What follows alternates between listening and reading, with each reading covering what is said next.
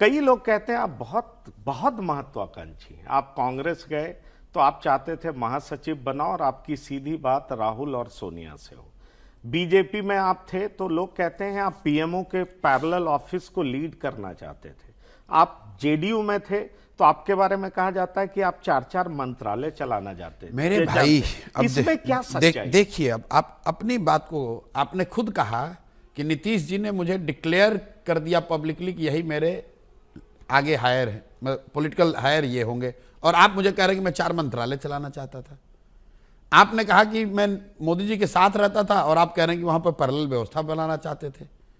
आपने कहा कि आप बड़े महत्वाकांक्षी और बनना क्या चाहते हैं कांग्रेस में महासचिव। हमारी इतनी महत्वाकांक्षा, कम से कम महत्वाकांक्षा का डेफिनेशन तो ठीक कर लो भाई। आप तो पढ़े लिखे व्यक्ति हैं। कांग्रेस का ऑफिशियल ट्वीट देख लीजिए। उन्होंने कहा कि हम लोगों की प्रशांत किशोर से वार्ता हुई, इन्होंने जो प्लान दिया उसको हम उस पर हमारी सहमति हुई, और हम लोगों ने प्रशांत किशोर को ऑफर किया कि आप आकर हमारे साथ काम कीजिए। प्रशांत किशोर ने उसको मना कर दिया।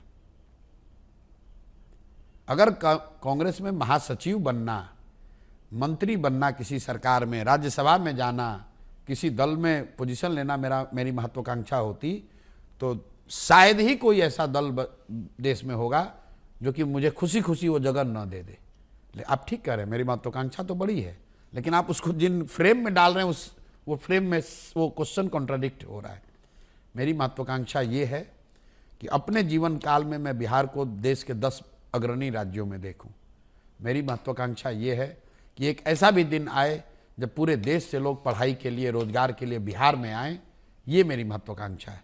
तो बिल्कुल मैं बहुत महत्वाकांक्षी आदमी हूँ, और उसके लिए मंत्री बनकर ये काम नहीं होगा, सरकार बनाकर काम नहीं होगा, व्यवस्था बदले बगैर कोई उपाय नहीं है। इसलिए अपना जीवन का सब कुछ दांव पर लगाएं। प्रशांत जी, आपने TV9 के साथ बड़े ही साफ गोई से बातचीत की, इसके लिए आपको तहे दिल से शुक्रिया। धन्यवाद। धन्यवाद।